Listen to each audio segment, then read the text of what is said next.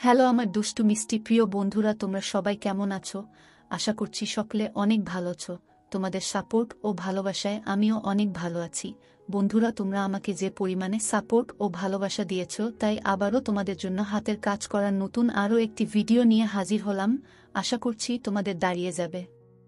প্রায় রাতে জিএফ আমাকে ফোন করে ওয়েটিংয়ে পেত। আমি কথা ঘুরিয়ে বলতাম, বেবি, আমার ফ্রেন্ড কল করেছিল। জিএফ আমার কথা বিশ্বাস করে বলতো, আচ্ছা ঠিক আছে। আমি শান্তিতে নিঃশ্বাস ফেলে জিএফ এর সাথে 5 মিনিট কথা বলার পর বলতাম, আমার শরীর খারাপ লাগছে, ঘুমিয়ে যাই।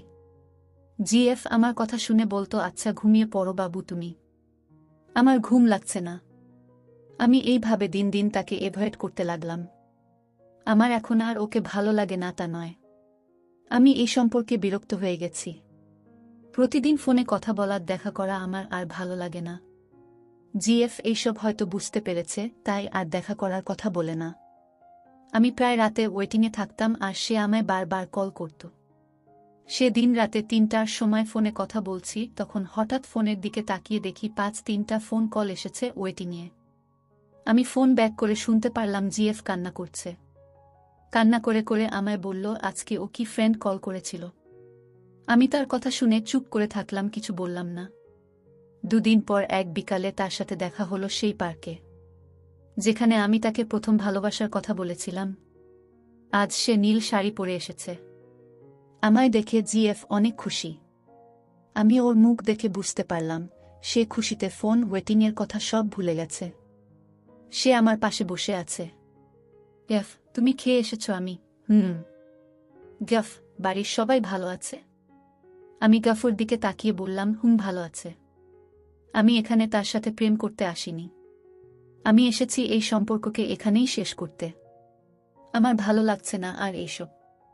সে ব্যাগ থেকে টিফিন বক্স বার করে বলল, তোমার জন্য নিজে বানিয়ে এনেছি। তোমার প্রিয় খাবার পাটিসাপটা পিঠে। আমি তার দিকে তাকিয়ে বললাম, আমি কিছু বলতে চাই তোমায়। সে তখন টিফিন বক্স খুলে হাতে চামচ নিয়ে বলল, খেয়ে বলো। আমি তার মুখে ভালোবাসা আর মিষ্টি হাসি দেখতে পাচ্ছি, কিন্তু আমি আমার মন কঠিন করে বলে দিলাম সব ব্রেক আপের কথা। আমার কথা শুনে ওর হাত থেকে চামচ মাটিতে পড়ে গেল। তাকিয়ে থাকল অসহায় হয়ে। তারপর বলল, 5 বছরের সম্পর্ক আমাদের, আর তুমি বলছো এখন ব্রেকআপ। কোথায় হারিয়ে গেল তোমার সেই সব প্রমিস? আমার হাতে হাত রেখে করা ওয়াদা। আমি তার কথা শুনে চুপ করে দাঁড়িয়ে আছি, কিছু বলছি না। সে আবার বলল, মনে আছে বলেছিলে আমার হাত ধরে এই জায়গায় দাঁড়িয়ে, আমি কোনো দিন তোমাকে ছেড়ে যাব না। আমি ভালোবাসি তোমায়। কোথায় গেল সেই সব কথা? কোথায় হারিয়ে গেল বলো? আমি তার কথা শুনে চুপ করে দাঁড়িয়ে থাকলাম। তারপর বললাম, আমি ভালোবাসতাম তোমায়, কিন্তু এখন আর বাসি না। আমায় ক্ষমা করে দাও। মনে কর এইসব শুধু টাইম পাস ছিল, আর কিছু না। দয়া করে আমায় ভুলে যাও। বাবা মা যেখানে বিয়ে দিবে সেখানে বিয়ে করো, দেখবা অনেক সুখে থাকবা। সে আমার কথা শুনে চুপ করে দাঁড়িয়ে মাটির দিকে তাকিয়ে আছে। ওর চোখ থেকে টপটপ করে জল মাটিতে পড়ছে। আমি তার কান্না দেখে বললাম, কান্না করে কি হবে? ভালোবাসা তো আর জোর করে হয় না। আর তাছাড়া আমার চাকরি নেই, বিয়ে করে তোমায় খাওয়াব কি? সে কান্না মাখা চোখ নিয়ে আমার দিকে তাকিয়ে বলল, জল খেয়ে থাকতে পারবো, কিন্তু আমায় ভুলে যেও না। আমি বললাম, জল খেয়ে কি জীবন চলে? এইসব সিনেমায় হয়, বাস্তবতা অনেক কঠিন। সেদিন সে আমার চোখে চোখ রাখতে পারছিল না, শুধু কান্না করছিল। আমি ওর কান্না সেদিন দেখতে পাইনি। আমি অমানুষ হয়ে গেছিলাম। আমাদের ব্রেকআপ হয়ে গেল। আমি তার নাম্বার ফোন থেকে মুছে দিলাম। সে মাঝে মধ্যে আমায় কল করত, কিন্তু আমি রিসিভ করতাম না। আমার এইসব বিরক্ত লাগত। বিরক্ত লাগার কারণ, তখন আমার আরও একটা বড় লোকের মেয়ের সাথে প্রেম হয়ে গেছে। মেয়েটা আমায় বিয়ে করতে চায়। ওর নাম হলো নাইবা বলি। তার সাথে প্রথম দেখা হয় আমার একটা শপিং মলে। তখনও জিএফ সাথে আমার সম্পর্ক ছিল, কিন্তু আমি সেই সময় জিএফর কথা চিন্তা করিনি। সেই বড়লোক মেয়েটি যেদিন প্রথম আমায় বিয়ের কথা বলল, তখন আমি কোনো কিছু চিন্তা না করেই হ্যাঁ বলে দিলাম। আমার মনে হয়নি জিএফ এর কথা। মনে হয়নি একটা বিশ্বাস আমার পথ চেয়ে আছে। আর সেই বিশ্বাসের নাম জিএফ। প্রায় প্রতি রাতে জিএফ আমায় কল করত আর কান্নাকাটি করত। আমি বিরক্ত হতাম। চুপ করে কান্না করা শুনতাম, তারপর বলতাম, তোমার কান্না করা শেষ, এখন ফোন রাখি, আমি ঘুমাব। এই বলে ফোন কেটে দিতাম, কিন্তু জিএফ আমায় আবার ফোন করত, তখন আমি বিরক্ত হয়ে ফোন অফ করে দিতাম। সেদিন রাতে ঘুমিয়ে আছি, তখন জিএফ ফোন করছে। আমি ওর কল দেখে বিরক্ত হয়ে বারবার ফোন কাটছি, কিন্তু মেয়েটা ভীষণ ছেঁচড়া, কল করছে তো করছেই। শেষমেশ রাগ করে কল রিসিভ করে বললাম, সমস্যা কি তোমার? সে আমার কথা শুনে চুপ করে রইল, তারপর বলল, হ্যাপি বার্থডে টু ইউ। আমি তার কথা শুনে হা করে আছি। আজকে আমার জন্মদিন? আমি ভুলেই গিয়েছিলাম। আর নিউ জিএফ আমায় একবারও ফোন করে কিছু বলল না, অথচ অল ঠিক সেটা মনে রেখেছিল। আমি সেদিন রাতে তার সাথে একটু ভালো করে কথা বললাম। আমি তার কণ্ঠ শুনে বুঝতে পারলাম ওর শরীর ভালো না। সে ফোন রাখার আগে বলল, চিন্তা কর না, আমি আর ফোন করব না, ভালো থেকো, নিজের খেয়াল রেখো। এই বলে ফোন রেখে দিল মেয়েটি। আর বড়লোক মেয়েটি অবশ্য পরের দিন আমার জন্মদিনের উইশ করল আর বলল, বাবু আমি ঘুমিয়ে গেছিলাম রাতে, প্লিজ রাগ করো না। আমি আর তার উপর রাগ করে থাকতে পারলাম না। নিউকে পেয়ে আমি ওল্ডের কথা ভুলে গেলাম। এখন আর ওল্ড আমায় কল করে না। আমি এখন নিউকে নিয়ে ব্যস্ত। নিউ প্রতিদিন আমার সাথে দেখা করত কফি শপে। এইভাবে দিন চলতে থাকে, আমাদের ভালোবাসা বাড়তে থাকে। রাতে খাওয়া দাওয়া করে ঘুমিয়ে আছি, তখন একটা নাম্বার থেকে ফোন আসে। আমি ফোন রিসিভ করে জানাতে পারলাম, এই নাম্বার ওল্ড জিএফ এর ফ্রেন্ড আকাশের। আকাশ আমায় বলল, দাদা আপনি কেন এমনটা করলেন ওর সাথে? সে না খেয়ে থাকে, কারো সাথে কথা বলে না, বাড়িতে একা বসে কান্না করে। দাদা ওর অবস্থা খুব খারাপ, এইভাবে চলতে থাকলে সে বাঁচবে না।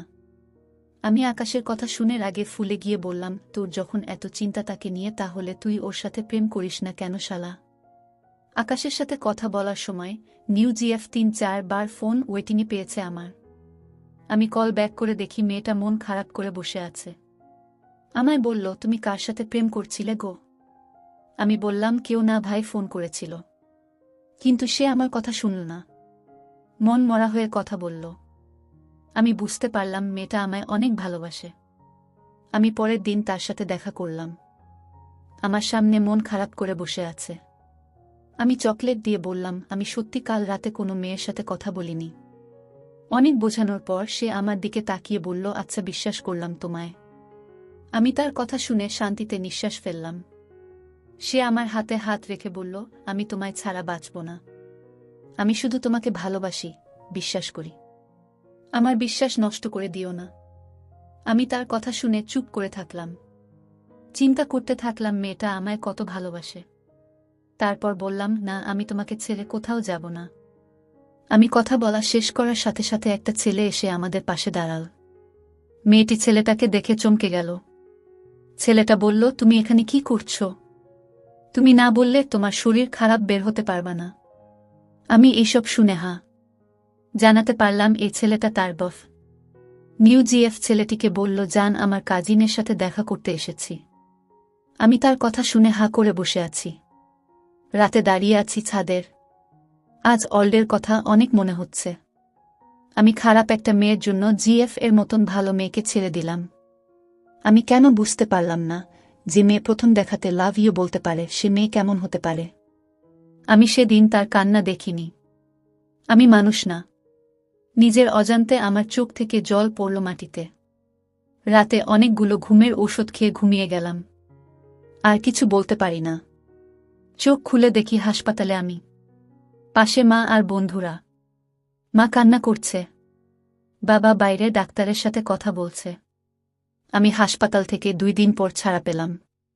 বাড়ি এসে শুয়ে আছি বিছানায়। তার কথা অনেক মনে হচ্ছে। আমি মাকে বললাম, মা আমার ফোনটা দিয়ে যাও। মা ফোন দিয়ে চলে গেল। আমি ফোন হাতে নিয়ে ফেসবুক ওপেন করলাম। দেখি অনেকগুলো মেসেজ জমে আছে। তারপর যা দেখলাম তা দেখে আমি নিজের চোখকে বিশ্বাস করতে পারলাম না। দেখি জিএফ এর বন্ধুদের স্ট্যাটাস। মেয়েটি এই পৃথিবীর মায়া ছেড়ে চলে গেছে। রোড অ্যাক্সিডেন্টে মারা গেছে 2 দিন আগে। আমার মাথা কাজ করা বন্ধ করে দিল। আমি ফোন রেখে ছুটে গেলাম তার কাছে। আমি বসে আছি তার কবরের সামনে। চোখ থেকে জল টপক করে পড়ছে মাটিতে। আমি তাকিয়ে আছি মাটির নিচে ঘুমন্ত তোর দিকে। আমার মনে হলো সেদিন এর কথা। সেই দিন মেয়েটি আমায় বলেছিল, আমি জল খেয়ে থাকতে পারবো তোমার সংসারে, কিন্তু আমি তোমাকে ছাড়া বাঁচতে পারবো না। আমি আজ কথা চিন্তা করে করে কান্না করছি। আমি পাগল হয়ে যাচ্ছি। আকাশের দিকে তাকিয়ে বললাম, হে আল্লাহ, আমার ভুল হয়ে গেছে। আমি আর ভুল করব না। আমার কাছে তাকে ফিরিয়ে দাও। আকাশে মেঘ জমে আছে। আমি কান্না করছি, তখন মেঘে বিশাল জোরে গর্জন করে উঠল। আমি চমকে গিয়ে উঠে বসলাম বিছানায়। দেয়াল ঘড়ির দিকে তাকিয়ে দেখি রাত 2টা। আমি কি এইসব স্বপ্নে দেখেছি এত সময়? আমি ভয়ে ঘেমে গেছি। তাহলে কি নিউ জিএফ নামের কেউ নেই? আর ওল্ড জিএফের সাথে আমার ব্রেকআপ হয়নি? আমি ফোনে ডায়াল লিস্ট দেখলাম। নিউ নামের কারো নাম্বার নেই, সব নাম্বার ওল্ড জিএফের। এর মানে এত সময় সবকিছু আমি স্বপ্নে দেখছিলাম। আমি পাগলের মতন বাইরে গেলাম। গিয়ে দেখি বাইরে সত্যি বৃষ্টি হচ্ছে আর মেঘ ডাকছে। আমি বাইক নিয়ে জিএফের বাড়ির সামনে এসে দাঁড়ালাম। বৃষ্টিতে আমি ভিজে গেছি। আমি তাকে ফোন করে বারান্দায় আসার কথা বললাম। সে বারান্দায় এসে এত রাতে আমাকে দেখে অবাক হয়ে গেল। বলল, পাগল হয়ে গেছ তুমি? আমি বললাম, হ্যাঁ, তোমার প্রেমে আমি পাগল হয়ে গেছি। তোমাকে দেখতে ইচ্ছা করছিল, তাই চলে এসেছি। আমি নিচে থেকে উপরে বারান্দায় দাঁড়িয়ে থাকা তার সাথে ফোনে কথা বলেছি। সে হাসি দিয়ে বলল, পাগল একটা। এই বলে ভেতরে গিয়ে একটা ছাতা এনে উপর থেকে আমার দিকে ছুঁড়ে দিল। আমি ছাতা হাতে দাঁড়িয়ে আছি। আশেপাশে কেউ নেই। বৃষ্টি হচ্ছে ঝমঝমিয়ে। সে আমার দিকে তাকিয়ে আছে বারান্দা থেকে, আর আমি তাকিয়ে আছি তার দিকে। মন ভরে দেখছি দুজন দুজনাকে। নীলার পেটের সেই লোমে আবৃত বাচ্চাটাকে দেখে আমার গলা শুকিয়ে একদম কাঠ হয়ে গেছে। আমি নড়াচড়া করতে পারছিলাম না। আমি খেয়াল করলাম আমার মাথাটা ঘুরছে, আর মাথা থেকে ঘাম বিছানায় টপ টপ করে পড়ছে। তারপর আমি আর কিছু বলতে পারব না। সকালে যখন চোখ খুললাম তখন আমি দেখতে পেলাম আমার চারপাশে সবাই ঘেরাও করে দাঁড়িয়ে আছে। মা আমাকে জিজ্ঞেস করল, কিরে, তুই বিছানায় অজ্ঞান হয়ে পড়ে আছিস? বৌমা কোথায়? আমি ঘরের চারদিকটা একটু ভালো করে দেখলাম, আর বললাম, নীলা তো আমার সাথে রুমেই ছিল, কিন্তু এখন কোথায় গেল? আমি মাকে বললাম, মা, তোমরা সবাই বাড়িতে ভালো করে খুঁজে দেখো নীলা কোথায় গেল। আমি একটু বাইরে থেকে আসছি। মা আমাকে বলল, এই অসুস্থ শরীরে তুই আবার কোথায় যাবি? উত্তরে মাকে বললাম, খুব দরকারি একটা কাজ আছে মা, এখনই আমাকে যেতে হবে। আমি তাড়াহুড়ো করে বাড়ি থেকে বেরিয়ে পড়লাম, আর বেরিয়েই ওই কবিরাজের বাড়ির দিকে যেতে লাগলাম। যে আমাকে বলেছিল আমার স্ত্রী কোনো সাধারণ মানুষ নয়, সে হলো একটা ভয়ানক আত্মা। আমি কবিরাজের বাড়ি পৌঁছে গেলাম। আমাকে দেখেই কবিরাজ বলল, এত সকালবেলা তুমি? কোনো বিপদ হলো না তো? আমি বললাম, কবিরাজ সাহেব, খুব বড় বিপদ। আপনি যেমনটা বলেছেন ঠিক তেমনটাই হয়েছে। সত্যি আমার স্ত্রী মানুষ নয়, সে হলো একটা আত্মা। তার একটা পা উল্টো ছিল। কিন্তু কবিরাজ সাহেব, আরও একটা ভয়ের কথা আপনাকে বলা হয়নি। কবিরাজ বলল, কি কথা বলো? আমি বললাম, আমি কাল রাতে নীলার পেটে একটা বাচ্চাকে দেখেছি, যার পুরো শরীর লোমে আবৃত, অনেকটা শিম্পাঞ্জির মতো দেখতে।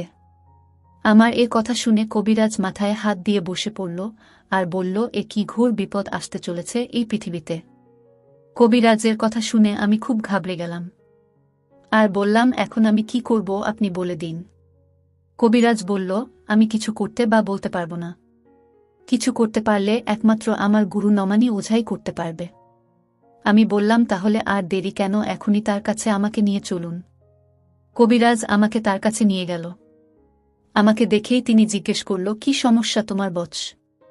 আমি এবং কবিরাজ সাহেব নমানি ওঝাকে সব খুলে বললাম। আমাদের কথা শুনে তিনি খুব অবাক হল।